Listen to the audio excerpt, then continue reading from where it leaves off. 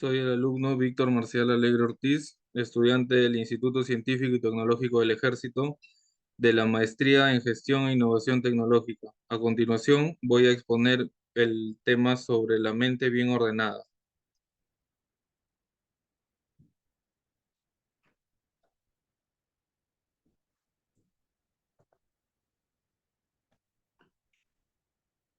En las primeras páginas de esta obra, el autor nos deja una cita en la que menciona que el propio desarrollo de la ciencia solicita de hombres capaces, a la vez de tener una muy amplia visión de conjunto y de focalizar problemas específicos en profundidad.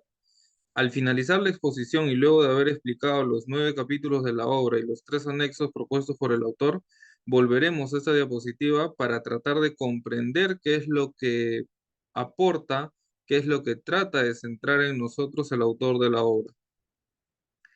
El primer capítulo, titulado Los desafíos, el autor explica que las disciplinas profesionales han sufrido un recorte, han sido aisladas de su propósito general y se les ha centrado en el cumplimiento único de objetivos para la solución de problemas inmediatos, mas no se proyecta estos para la proyección en la solución de problemas futuros y quizás más complejos. El autor propone que existen 4 desafíos, siendo el primero el desafío cultural, en el que se expresa la necesidad de la integración de conocimientos con el criterio de la humanidad, con la concepción del ser humano como tal.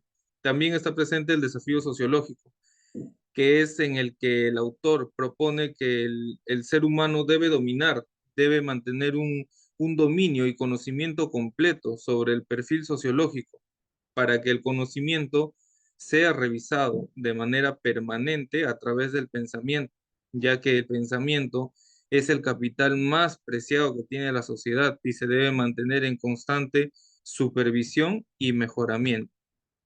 Respecto al desafío cívico, que es el tercero, el autor nos explica que se refiere a la generalización de las responsabilidades y no al establecimiento específico de estas. Podemos entender que se busca que la ciudadanía, la sociedad, formen parte de las soluciones, mas no esperen a recibir una solución para los problemas. Por lo tanto, concluye que el desafío de desafíos es la integración de estos 3 desafíos para abordar un enfoque más generalizado y proponer soluciones para las necesidades de la sociedad. En el capítulo 2, titulado La mente bien ordenada, el autor nos explica que existe una necesidad respecto a lo siguiente. La inteligencia general debe estar integrada con la duda para lograr que exista una ocupación de problemas especiales. De esta manera, si no se genera duda, si no se genera la capacidad de preguntar, la capacidad de querer conocer, no se va a producir un proceso de inteligencia, de aprendizaje. Por ejemplo, nos pone el caso de la filosofía, que es una disciplina que se encuentra aislada y mermada totalmente, ya que la producción de los conocimientos que hace se limitan en la actualidad solamente a los estudiantes de filosofía y no se está poniendo en marcha soluciones ni aplicaciones relacionadas a esta materia para la solución de problemas actuales o futuros. El autor nos explica que una mente bien ordenada es aquella que tiene la capacidad de organizar los conocimientos, filtrar y saber cuáles son los que más va a utilizar y cómo los va a utilizar. Además, detalla que la mente bien ordenada es aquella que evita la acumulación innecesaria de conocimientos. Por lo tanto, también detalla que el pensamiento global debe estar orientado a una integración directamente proporcional entre el pensamiento global y el pensamiento local. Algunas de las disciplinas que se adscriben a este concepto de la mente bien ordenada es la ecología y las ciencias de la Tierra, que tienen una integración de múltiples disciplinas para su creación de ellas como tal. El capítulo 3, titulado La condición humana, nos habla sobre la perspectiva que tiene el autor respecto al ser humano y menciona que el ser humano es una especie compleja, derivada del paradigma del cosmos. Por lo tanto, no debemos sustraer la creación del ser humano del universo, sino por el contrario, asociar la creación y la condición del ser humano al cosmos, al universo como tal. Las ciencias humanas, contrariamente a su nombre, no han generado muchos aportes relevantes para la humanidad, sino que por el contrario, han generado la fragmentación de los conocimientos y de los propósitos que pueda alcanzar para la solución de problemas. Se detalla que uno de los pilares más importantes en la condición humana es la cultura, ya que tiene un impacto directo y significativo, porque es la clara representación que tiene la persona, el ser humano, como una visión existente sobre la humanidad y su relación con el cosmos, con el universo. Esto es identificado a través de las expresiones artísticas que tiene el ser humano, como puede ser la música, el teatro, la danza, la filosofía, el cine, la literatura y las múltiples manifestaciones culturales. El capítulo 4, titulado Enseñar a vivir, el autor nos explica que los conocimientos deben ser adquiridos por voluntad propia del estudiante, bajo una condicionante de sí y solo sí tiene la voluntad de aprender. Por lo tanto, cuando se detecta que existe esta voluntad y esta capacidad de aprender, se debe incentivar a que el estudiante pueda desarrollar capacidades relacionadas con la investigación y pueda expandir estos alcances para que en posterior pueda profundizar en problemas más complejos. Los conocimientos y la aptitud orientada al desarrollo de la investigación deben ser cultivados desde temprana edad. Por eso es la imagen de la presente diapositiva. Un niño que se encuentra en una etapa de curiosidad, de descubrir, de adquirir nueva información. El autor trata de reflejar y trata de hacernos entender que si desde niños se genera este interés por la investigación, se fomenta la cultura del desarrollo, en la etapa de adultos van a generar nuevas soluciones y la integración adecuada de conocimiento. El capítulo 5, titulado Enfrentarse con la incertidumbre, el autor detalla que hay grandes aportes en el siglo XXI que sin embargo no resultan tan significativos. Si bien es cierto, estos aportes han logrado suprimir y eliminar ciertas quejas, ciertas incertidumbres que existían en la sociedad, no han sido necesariamente integrales, no han sido necesariamente unidas para la solución de problemas futuros. Por lo tanto, se detalla que para afrontar las incertidumbres es necesario la concurrencia de diferentes doctrinas e ideales. Desde siempre, el ser humano ha convivido con la incertidumbre, desde su creación. El autor detalla que existen dos tipos de incertidumbre, la incertidumbre histórica y la incertidumbre cognitiva.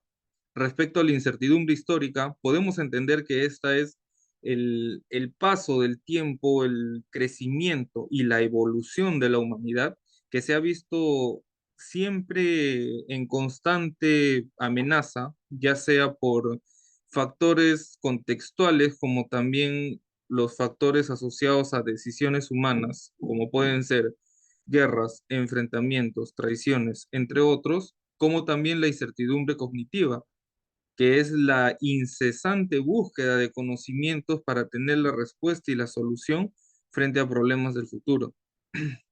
El autor define que se puede ver esto desde tres enfoques a los cuales considera viáticos, siendo el primer viático el uso de la razón adecuada. El segundo viático aborda a la selección y el empleo de la estrategia. Y en el tercer viático se define a la apuesta.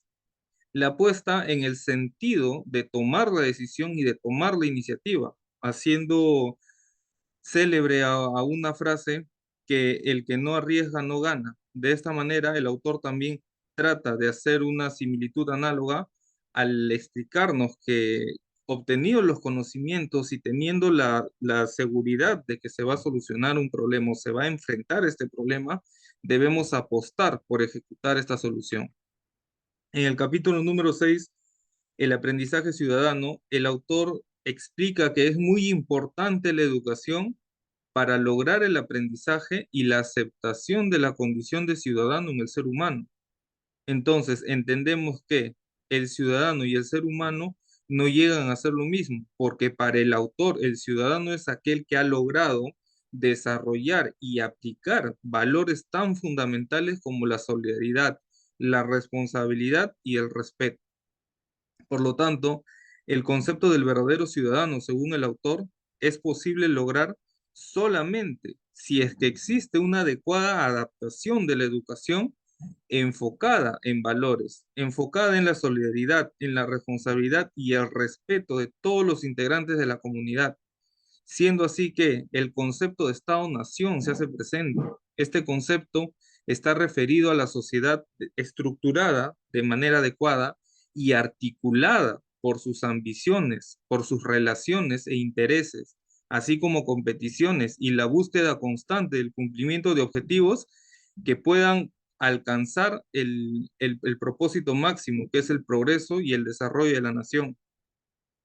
Después de la Segunda Guerra Mundial, la sociedad empieza a tomar conciencia sobre las amenazas globales, ya que hasta ese momento las sociedades se concentraban en problemáticas muy reducidas, muy internas y quizás asociadas más al ego, ya que consideraban que la lucha por una frontera o por un terreno era más importante que preocuparse en situaciones de amenaza de escalada global como las armas nucleares, los peligros ecológicos y virus. Hemos podido lamentablemente vivir en el año 2020 la pandemia de COVID-19, en la cual hemos demostrado que a través de la unión, de la cooperación de los ciudadanos, se puede lograr enfrentar a un virus de esta magnitud.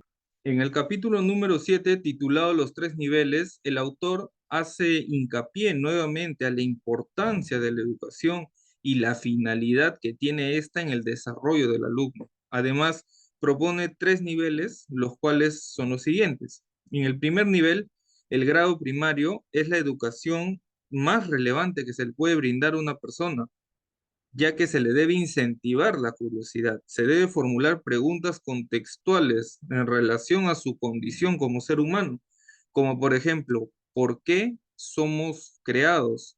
¿Qué generó la creación del ser humano? ¿Por qué tenemos la capacidad de discernir entre lo bueno y lo malo? ¿O qué nos hace realmente humanos? ¿Qué nos hace distinguir las actividades éticas, las actividades morales? Y una serie de preguntas que, alineadas con su formación, le va a permitir entender y descubrir la doble naturaleza del ser humano, la naturaleza biológica y la naturaleza cultural. Por naturaleza biológica, entendemos a la formación del ser humano a través del embrión, del crecimiento del embrión en el vientre de una madre. Sin embargo, la otra naturaleza, la naturaleza cultural, es la percepción, la asociación que tenemos los seres humanos respecto a nuestra creación, sea religiosa o sea derivada de teorías científicas, es la apreciación y la expresión que tiene cada uno. Por lo tanto, en el segundo nivel, el nivel secundario, la enseñanza debe estar orientada al aprendizaje y la comprensión de estas apreciaciones culturales, de estas manifestaciones. De esta manera se puede lograr la integración de doctrinas y conocimientos necesarios que nos puedan hacer entender nuestro contexto. Finalmente, el autor detalla que el último nivel, el nivel universitario, debe ser la representación de la integración de todos los conocimientos que ha venido generándose para generar una reforma respecto al pensamiento y a las ciencias, para que se pueda apuntar a la resolución de problemas más complejos y más evolucionados. En el capítulo 8, titulado La reforma del pensamiento, el autor nos pone en conocimiento que la adquisición de conocimientos en la actualidad es cada vez más complejo. Esto debido a que los nuevos conocimientos ya vienen integrados con otros conocimientos paralelos, con otras disciplinas que pueden complementar e incluso optimizar los alcances que se tienen. El dominio de una sola disciplina ya no es suficiente para lograr el entendimiento de la complejidad del mundo, ya que a medida que avanzamos como sociedad, el mundo también aumenta su complejidad. Cada vez más existen mayores relaciones entre distintas disciplinas, por eso se produce la evolución de la humanidad, por esta integración sistemática de las disciplinas. Por eso el autor detalla que es necesario desarrollar nuevas competencias que estén enfocadas más en el desarrollo de las personas que en el dominio específico de una técnica. En este punto es válido mencionar un acápite que hace el autor respecto a la economía, en la cual detalla que si toda la economía funcionaría desde los supuestos, desde las hipótesis formuladas, el mundo sería perfectamente utópico. Tendríamos, se cumplirían las proyecciones, no tendríamos necesidades, pero estas hipótesis, estas fórmulas, estos supuestos económicos se ven contrastados cuando son puestos en práctica. En la realidad, el contexto cultural es muy divergente. Puede haber una serie de factores que pueden afectar este comportamiento propuesto. En el último capítulo, el capítulo 9, el autor titula este capítulo como Más allá de las contradicciones. Detalla que la reforma de la educación es determinante para lograr la solución de problemas actuales y proyectarse a la resolución de problemas futuros. De esta manera, también hace presente que la educación se encuentra en un agujero negro, en el que existen impedimentos que no permiten el alcance de un nuevo sistema, de una reforma de la educación. El autor identifica que el primer impedimento de esta reforma educacional es los profesores que se niegan al cambio, que se niegan a adaptarse a las nuevas tendencias de la evolución. El segundo impedimento es la alta especialización en un solo tema, ya que no se conoce, no se dispone de nuevos enfoques, de nuevas materias y mucho menos de integración que nos permita a nosotros también desarrollarnos profesionalmente en un enfoque multidisciplinar. Finalmente, el tercer impedimento es la influencia que tiene la sociedad respecto a la escuela, ya que se cree que en las escuelas, asociándolo a un concepto general en colegios, universidades, institutos, se nos brinda los conocimientos necesarios y quizás suficientes para poder afrontar los retos que exige la evolución de la humanidad. Sin embargo, el autor pone en prueba de que no es suficiente la información que se nos brinda en la escuela, no es suficiente la educación, sino que debemos integrarla en conjunto con otras disciplinas. El autor finaliza este capítulo detallando que una mente bien ordenada es aquella que tiene la planificación de conocimientos para que tenga la capacidad adecuada tanto del número de conocimientos como el número de aplicaciones que podría ser aplicado a esto. A la vez, explica que para tener un mejor afrontamiento a las exigencias del mundo actual es necesario tener esta mente bien ordenada, una disposición múltiple de conocimientos. Sin embargo, no debemos olvidar que por sobre todo debemos entender la condición humana y sus manifestaciones. El autor presenta tres anexos, siendo el primer anexo el hoyo negro de la laicidad. En este anexo nos habla sobre el concepto del hoyo negro de la laicidad y nos dice que está referido a los enigmas morales y las dificultades éticas que surgen en las culturas que buscan mantener separadas a la religión y el Estado para garantizar una situación de neutralidad. Sin embargo, el mantenerse como Estado laico no es muy recomendable ni muy adecuado en situaciones donde, por ejemplo, el caso del Perú, nosotros somos un país multicultural en el cual tenemos una diferencia de concepciones sobre nuestra creación, sobre nuestras tradiciones, tenemos diferentes manifestaciones culturales, religiosas y políticas. Por lo tanto, mantener un Estado laico hace entender que el Estado no tiene interés por estas manifestaciones y se rompe el concepto de Estado-nación propuesto por el autor. En el anexo 2, el autor propone un concepto integrado de tres palabras, que es la interpolitransdisciplinaridad.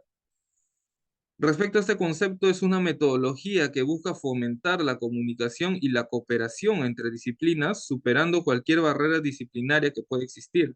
Entiéndase barreras convencionales como, por ejemplo, que las carreras de ingeniería no pueden generar aporte en carreras de ciencias, lo cual se ha demostrado que es totalmente falso, ya que si trabajan de manera articulada, pueden lograr resultados eficaces y eficientes para la solución de problemas. El primer concepto es la interdisciplinariedad, en el cual se detalla que cuando se aborda un problema específico, este concepto se refiere a la mezcla de información, técnicas y enfoques de dos o más disciplinas.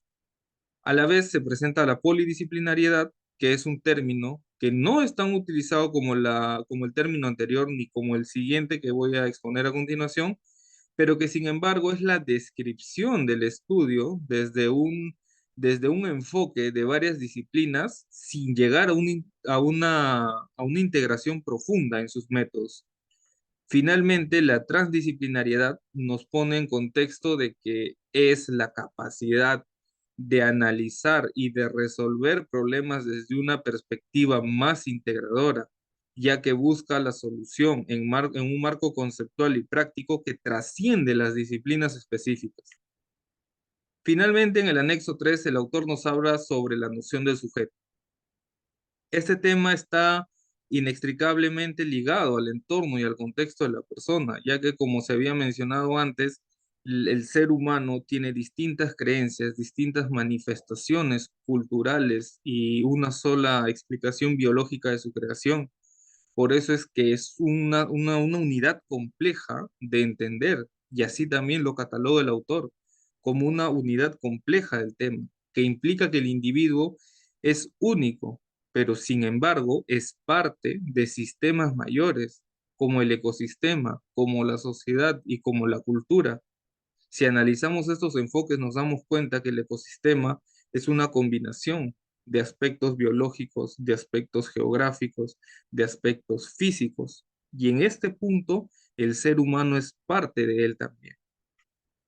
Por eso, es fundamental que se tenga en cuenta cuando analizamos la noción de sujeto, los aspectos relacionales, los aspectos emocionales y los aspectos cognitivos de la persona, ya que el ser humano, al ser una entidad racional, también se ve afectado por sus sentimientos, por sus conexiones interpersonales y por sus antecedentes culturales. De esta manera es necesario que sea un abordaje de la complejidad y la ambigüedad en la comprensión del sujeto. Es necesario para este punto un método transdisciplinar que incorpore varios puntos de vista y campos de especialización para que se pueda analizar al ser humano y la noción del sujeto desde un punto de vista más diverso y más profundo a la condición humana. Con esto volvemos a la diapositiva inicial en la cual el autor nos dejaba con una frase que menciona que el propio desarrollo de la ciencia solicita hombres capaces a la vez de tener una muy amplia visión de conjunto y de focalizar problemas específicos en profundidad. Con esto entendemos la necesidad y la exigencia actual del mundo y de la sociedad de integrar los conocimientos, de integrar las disciplinas para lograr un solo resultado, que es el avance y la evolución constante de la humanidad. Esta imagen representa eventos donde pueden integrarse múltiples disciplinas. Por ejemplo, en el campo automotriz, ya no solamente se trata de conocimientos mecánicos, sino incluso en la actualidad se trata de conocimientos eléctricos y conocimientos físicos en el caso de los prototipos de vehículos que ya no necesitan la alimentación de combustible ni de electricidad, sino de nitrógeno. Y así, el mundo avanza y también requiere que nosotros como profesionales tomemos la iniciativa de adquirir nuevos conocimientos, de conocer otras disciplinas y de proponer soluciones a través de un enfoque multidisciplinar.